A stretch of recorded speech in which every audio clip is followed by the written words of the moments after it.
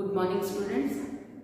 આજે આપણે પત્ર લેખન અને વિચાર વિસ્તાર બે આપણે ટોપિક જોવાના છીએ.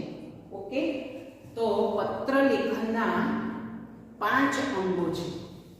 ઓકે, એ 5 અંગોને જો આપણે વ્યવસ્થિત ધ્યાનમાં રાખીએ, એ 5 જે પોઈન્ટ્સ છે, ટોપિક્સ છે, એને જો આપણે વ્યવસ્થિત ધ્યાનમાં રાખીએ તો આપણે ખૂબ સરળતાપૂર્વક પત્ર લેખન કરી શકીએ. હવે 5 અંગો કયા કયા છે એની પહેલા વિસ્તૃત માહિતી મેળવી લઈએ. તો નંબર 1 એમાં છે સરનામું, મીન્સ એડ્રેસ. એડ્રેસ કેવી રીતે લખાય? તો અહીંયા મેં લખ્યું છે સ્ટેપ બાય સ્ટેપ પૂરું નામ. તો હવે મારે મારું એડ્રેસ લખવાનું છે, તો લેટર જે હોય, જે પેજ હોય, એ પેજના રાઈટ સાઈડ ઉપર કોઈ પણ નોટબુકનું પેજ હોય તો એ પેજ દાખલા તરીકે આ પેજ છે, બરાબર? તો આ પેજમાં મારે રાઈટ સાઈડ એટલે આ સાઈડે મારે સરનામું લખવાનું છે. ઓકે, તો એ સરનામું હું કેવી રીતે લખીશ? તો સ્કેલની મદદથી પહેલા તો અહીંયા પેન્સિલથી એકદમ લાઇટ લાઈન ડ્રો કરી લઈશ, અથવા તો હું એ પ્રમાણેનું અહીંયા પેપર ફોલ્ડ કરી લઈશ. એટલે એની જે આ ઘડ પડી જાય ત્યાંથી હું સરનામું લખવાની શરૂઆત કરીશ.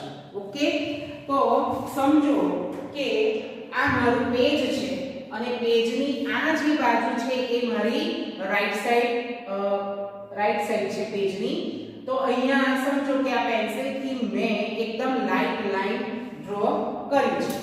ઓકે, તો હવે એને ટચ કરીને કેવી રીતે લખવાનું છે? તો સ્ટેપ નંબર 1 છે પૂરું નામ. તો હું અહીંયા મારું લખી રહી છું. તો બેલા એચ જોશી.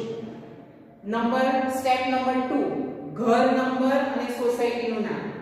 તો B37 આનંદ નગર, બરાબર? આ મારી સોસાયટીનું નામ છે. વિસ્તાર અને એરિયા. તો અહીંયા થર્ડ સ્ટેપ પર વિસ્તાર આવે અથવા તો એરિયા, એ સોસાયટી કયા એરિયામાં આવી છે તો એ લખવાનું છે. ઓકે, તો અહીંયા હું લખીશ જૂના થાણા, બરાબર? હજી આપણું એડ્રેસ કમ્પ્લીટ નથી થયું એટલે આપણે ઘર નંબર લખીએ, સોસાયટીનું નામ લખીએ તો કોમા આવે, એરિયાનું નામ લખીએ તો પણ કોમા આવશે. સ્ટેપ નંબર 4 છે ગામ અથવા તો શહેર. તો જૂના થાણા કયા શહેરમાં આવેલું છે? તો એ શહેરનું નામ આવશે નવસારી, બરાબર? અહીંયા એ મારું એડ્રેસ કમ્પ્લીટ થાય છે. ક્યાં? નવસારી. ઓકે, એટલે અહીંયા ફૂલ સ્ટોપ આવશે. પછી છે પિન કોડ. તો પિન કોડ લખીશું હું, જે મારું પિન કોડ છે એ 396445. પિન કોડ ઓલવેઝ 6 ડિજિટ નો જ હોય છે. ઓકે, અને પછી છે તારીખ, એટલે કયા દિવસે હું પત્ર લખું છું એ દિવસની તારીખ. ઓકે, તો આજે તારીખ છે 25 જેન. તો હું આ રીતે ડેટ અહીંયા લખી રહી છું. આ રીતે એડ્રેસ કમ્પ્લીટ થાય. ઓકે, હવે મારું એડ્રેસ લખાઈ ગયું છે. તો હવે હું પેલી પેન્સિલથી કરેલી લાઈન ડ્રો જે કરી છે એને હું આવી રીતે ઇરેઝરથી રબ કરી દઈશ, જેથી કરીને મારું એડ્રેસ બરોબર એકની નીચે એક વ્યવસ્થિત લખાયેલું લાગે. બરાબર? આ રીતે એડ્રેસ લખી શકાય. સ્ટેપ નંબર 2 છે સંબોધન. બરાબર? પહેલું સ્ટેપ આપણે જોયું સરનામું. સ્ટેપ નંબર 2 છે સંબોધન. સંબોધન એમાં નંબર 1 વડીલ, એટલે કે આપણા કરતા બહુ મોટા વ્યક્તિઓ હોય. હવે વડીલમાં કોણ આવી શકે? તો દાદા દાદી આવી શકે, નાના નાની આવી શકે, કાકા કાકી, માસા માસી, મામા મામી, શિક્ષક. બરાબર છે? આ બધા વડીલો કહેવાય. તો એમને જો પત્ર લખવાનો હોય તો સંબોધન શું થાય? તો પરમ પૂજ્ય. કેવી રીતે? તો સમજો કે આ મારું પેજ છે, નોટબુકનું આ પેજ છે, બરાબર? આ ઉપરનું માર્જિન છે અને આ સાઈડ માર્જિન છે પેપરનું. એડ્રેસ ક્યાં લખશું આપણે? જેમ મેં તમને કહ્યું તેમ સ્ટેપ નંબર 1 એટલે અહીંયા એડ્રેસ આવશે.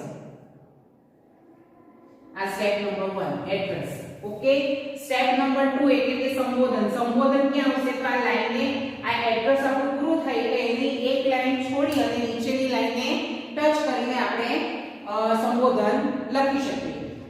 રીતે હું મારા દાદા દાદીને લખવા માંગુ છું તો અહીંયા સંબોધન લખીશ પરમ પૂજ્ય દાદાજી, પછી કોમા, બરાબર, પછી કોમા કરવું પડે.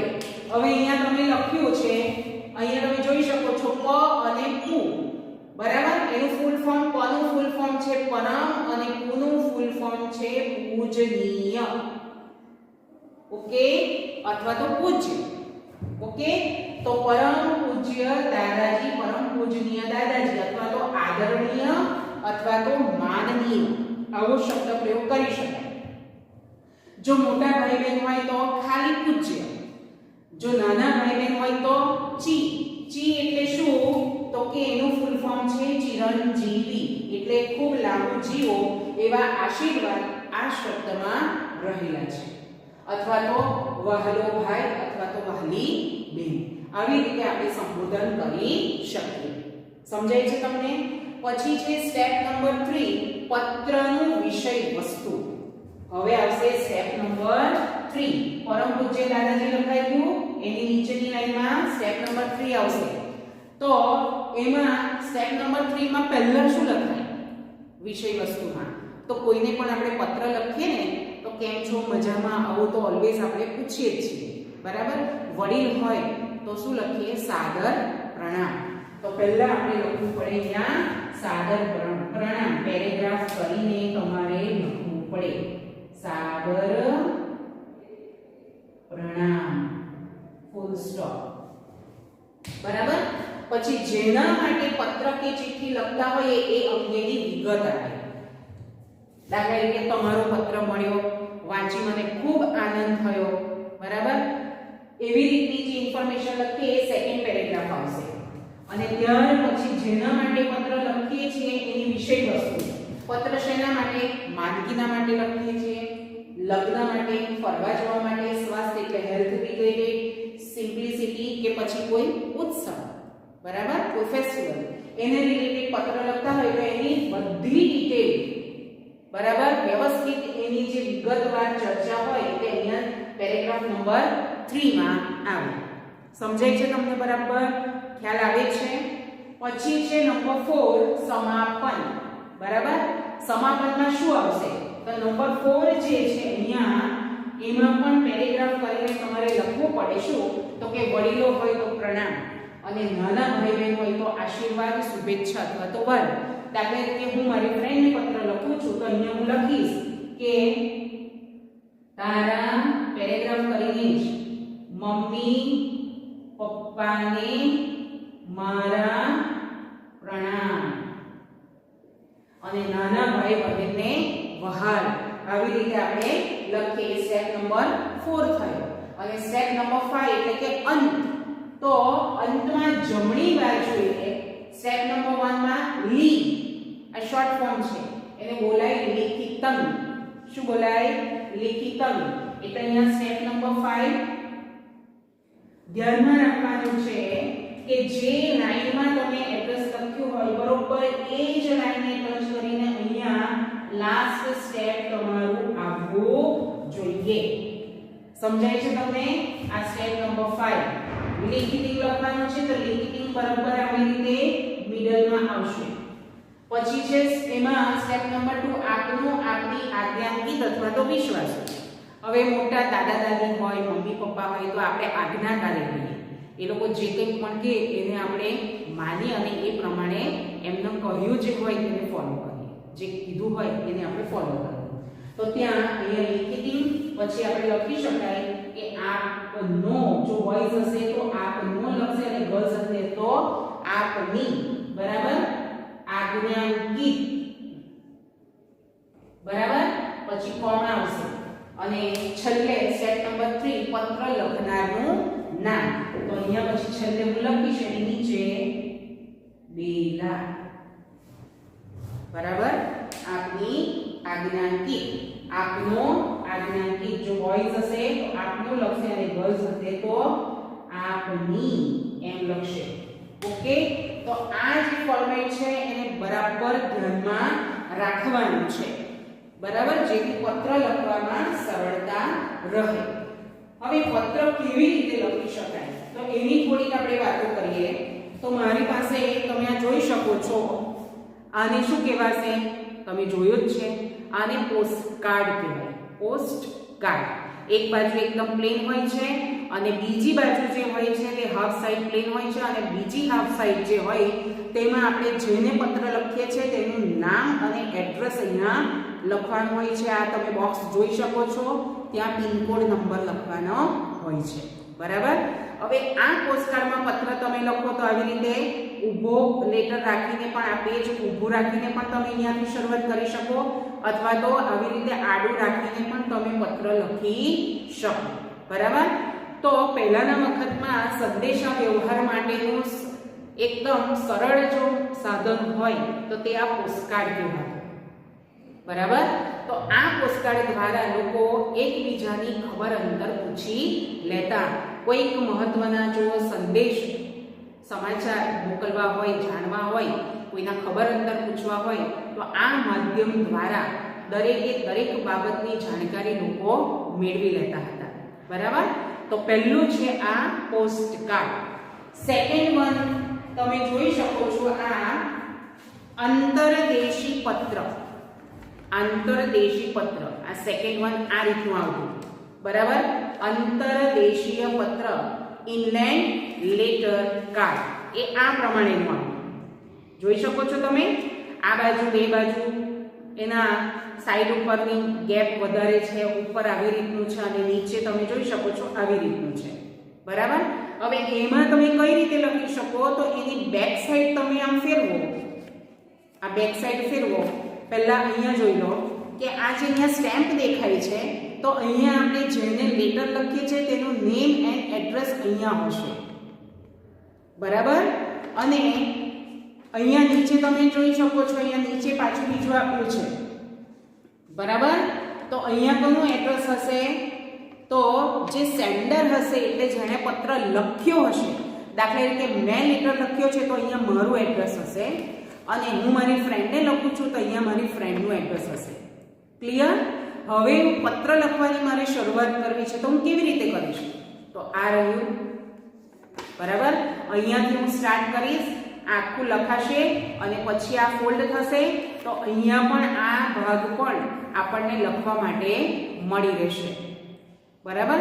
ક્યારેક એવું થાય કે ખૂબ લાંબો પત્ર લખવાનો હોય તો ત્યારે આવા પ્રકારના પત્રનો ઉપયોગ થતો, અંતરદેશીય કાર્ડ. બરાબર. આનો ઉપયોગ થતો. હવે અહીંયા લખાઈ ગયા પછી આના ફોલ્ડ હોય છે, એને આમ ફોલ્ડ કરવાનું હોય છે, પછી એને પાછું આમ ફોલ્ડ કરવો, અને પછી આ જે કોર્નર દેખાય છે એને આ બાજુ ફોલ્ડ કરવાનું, આ બાજુ ફોલ્ડ કરવાનું, અને ઉપરનું આ તરફ. એટલે આખું લેટર પેક થઈ જાય, કોઈ જ વાંચી ન શકે. કારણ કે આ બાજુ જેને આપણે મોકલવાનું છે એનું એડ્રેસ હશે, અને આ બાજુ આપણું પોતાનું એડ્રેસ હશે. એ સિવાય કોઈને કશું જ દેખાશે નહીં. તો આ રીતે આ લોક થઈ જાય છે લેટર. ઓકે. તો આ સેકન્ડ. હવે ઘણા ફેમિલી મેમ્બર અથવા તો રિલેટિવ્સ પોતાના દેશની બહાર એટલે કે વિદેશમાં પણ રહેતા હોય તો એમને કેવી રીતે પત્ર લખી શકાય? તો આ અંતરદેશીય પત્ર જે તમે જોયો એ આપણા દેશમાં જ કોઈ પણ શહેરમાં, કોઈ પણ રાજ્યમાં રહેતા હોય એના માટે આપણે આ આંતરદેશીય પત્ર વાપરી શકીએ. પણ વિદેશમાં રહેતા હોય તો એના માટે અહીંયા એરોપ્લેન, હવાઈ પત્ર, બરાબર, એનો ઉપયોગ કરવામાં આવે છે. સેમ અંતરદેશીય પત્ર જેવો જ આ છે. અહીંયા જેને આપણે પત્ર લખીએ છીએ એનું એડ્રેસ આવશે. અહીંયા લખ્યું છે કે પ્રેષક કા નામ ઓર પતા, એટલે સેન્ડર્સ નેમ એન્ડ એડ્રેસ, એ અહીંયા લખવાનું હોય. સેમ પ્રોસીજર અહીંયાથી આપણે સ્ટાર્ટ કરવાનું છે લખવાનું. આ તમે ફોલ્ડ જોઈ શકો છો આંતરદેશીય પત્રની જેમ જ. બરાબર. આ જે ફોલ્ડ છે અહીંયાથી આપણે સ્ટાર્ટ કરી લખવાનું, એ નીચે કમ્પ્લીટ થશે, આ ભાગ આપણને મળશે. ફરી પાછું એ જ પ્રમાણે એને આ રીતે ફોલ્ડ કરશું, અને પછી આ સાઈડ અને આ સાઈડ આપણે સ્ટિક કરી દેશું, એટલે આખો લેટર લોક થઈ જશે. સમજાય છે તમને? આ રીતે જુદા જુદા પ્રકારના પત્રોનો ઉપયોગ કરવામાં આવતો હતો. હવે આપણે સારા અક્ષર, મારા અક્ષર ખરાબ છે, અને મને મારા ફ્રેન્ડે કીધું ત્યાર પછી મેં અક્ષર સુધારવા માટે ખૂબ પ્રયત્ન કર્યા અને મારા અક્ષર સુધરી ગયા. તો એ બાબત અંગે હું ખૂબ ખુશ થઈ ગઈ. મારા અક્ષર સુધરી ગયા તો હું ખૂબ ખુશ થઈ ગઈ. એટલે જે મારા મિત્રએ, મારી સખીએ કીધું હોય તેને મારે પત્ર લખી અને જાણ કરવી જોઈએ. તો આજે આપણે અક્ષર સુધારવા માટેનો પત્ર, બરાબર, સારા અક્ષર માટેનો પત્ર હું મારા મિત્રને, મારી સખીને લખી રહી છું, એ આપણે જોશું. ચાલો તો પત્ર અંગે જોઈએ. તમારા અક્ષર સુધારવા માટે તમે કેવા પ્રયત્ન કરો છો તે જણાવતો પત્ર તમારા મિત્રને અથવા તો તમારી સખીને લખો. તો સ્ટેપ નંબર 1 શું હતું? સરનામું, મીન્સ એડ્રેસ.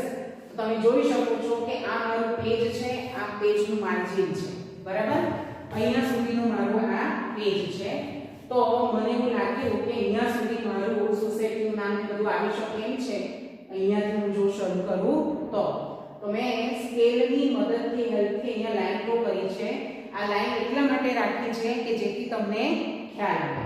ઓકે, તમે જોઈ શકો છો અહીંયા જે મેં એડ્રેસ ને બધું લખ્યું છે, 1 બાય 1 પહેલા નામ, ઘર નંબર, સોસાયટીનું નામ, એરિયાનું નામ, શહેરનું નામ, સિટી નેમ, પિનકોડ નંબર અને આજની ડેટ. આ પ્રમાણે મેં એડ્રેસ કમ્પ્લીટ કર્યું છે. અને બરોબર એની નીચેની લાઈનમાં માર્જિનને ટચ કરીને નંબર 2 સંબોધન મારી ફ્રેન્ડને લખું છું, એટલે પ્રિય સખી નીતા. ઓકે, અને પછી કોમા કરવાનું ભૂલવાનું નહીં. હવે હું મારી ફ્રેન્ડને લખું છું પત્ર, એટલે અહીંયા હું સાદર પ્રણામ નહીં લખું. મારા વડીલ હોય તો હું અહીંયા સાદર પ્રણામ લખી શકું. ત્યાર પછી ફર્સ્ટ પેરેગ્રાફ, તો એમાં તમે જોઈ શકો છો પેરેગ્રાફ મેં ક્યાંથી સ્ટાર્ટ કર્યો છે. એમાં મેં લખ્યું છે, તારો પત્ર મળ્યો, પરીક્ષામાં પ્રથમ નંબર મેળવ્યો એ જાણી આનંદ થયો. એટલે મારી ફ્રેન્ડનો એક્ઝામમાં ફર્સ્ટ રેન્ક આવ્યો.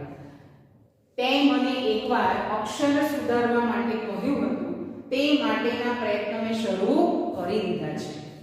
સેકન્ડ પેરેગ્રાફ અહીંયાથી લખ્યો, તમે જોઈ શકો છો ફર્સ્ટ પેરેગ્રાફ અને સેકન્ડ પેરેગ્રાફ બંને સેમ એક જ જગ્યાએથી સ્ટાર્ટ થઈ રહ્યા છે. હવે લખતી વખતે હું ખૂબ કાળજીપૂર્વક ડબલ લાઈનની નોટબુકમાં લખું છું. આથી મારા અક્ષર થોડા સુધર્યા છે અને મરોડદાર થયા છે. હવે મને મારી નોટબુક પણ જોવી ગમે છે. મારા વર્ગ શિક્ષકે પણ મારી નોટબુક તપાસીને સારા અક્ષર જોઈને મારી પ્રશંસા કરી.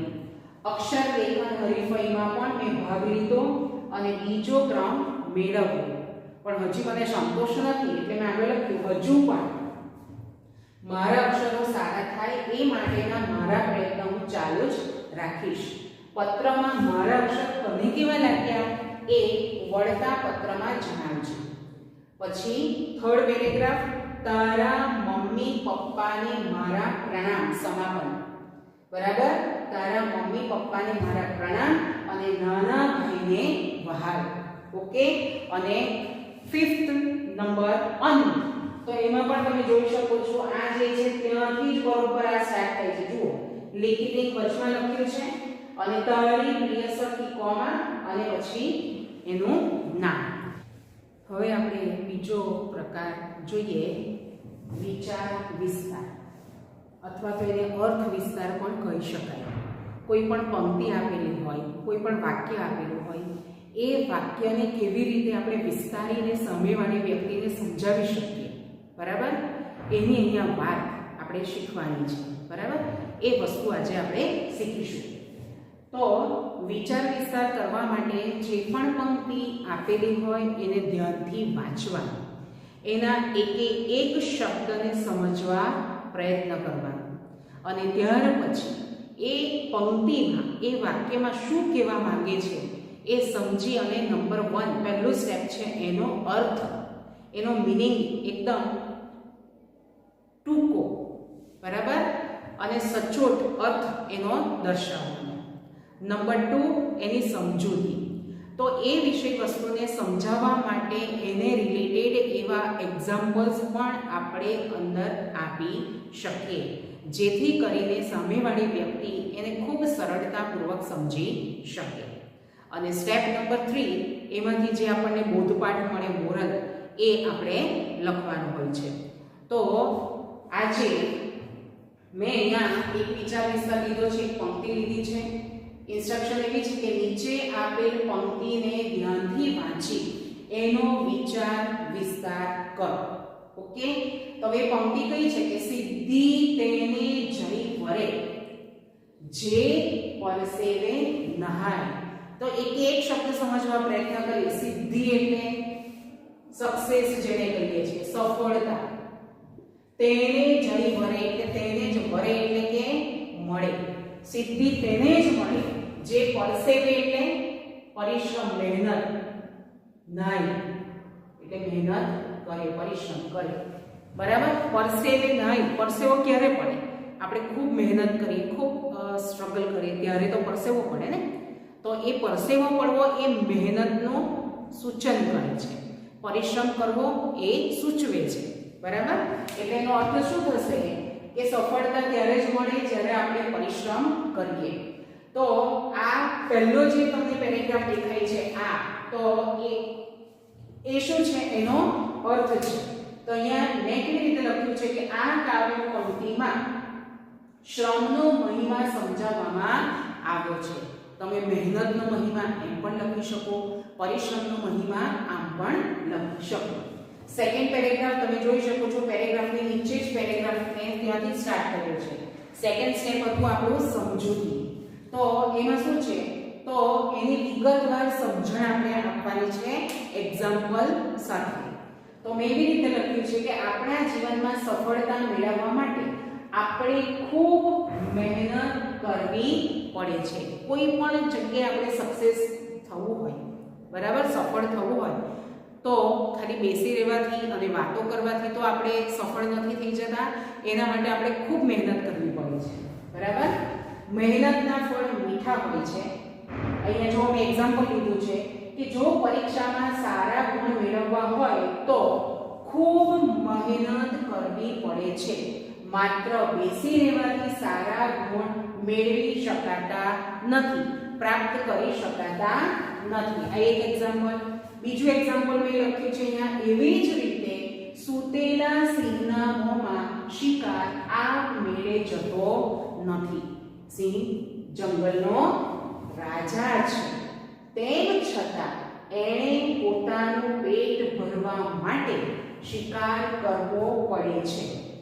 ઓકે, તેમ પરિશ્રમ કરવાથી જ સફળતા મળે છે.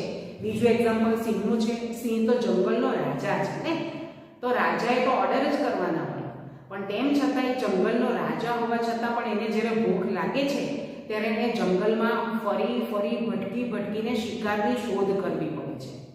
બરાબર? અને એના માટે શિકાર શોધવો કંઈ સહેલી વાત નથી.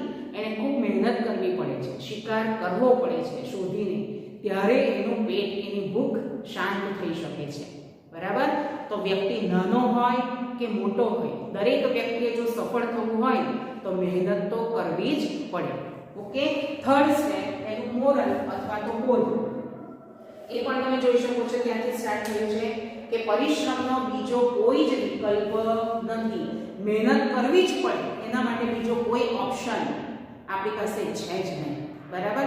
જો આપણે સફળ થવું હોય તો આપણે સખત મહેનત કરવી પડશે, કારણ કે એનો બીજો કોઈ ઓપ્શન આપણી પાસે છે જ નહીં.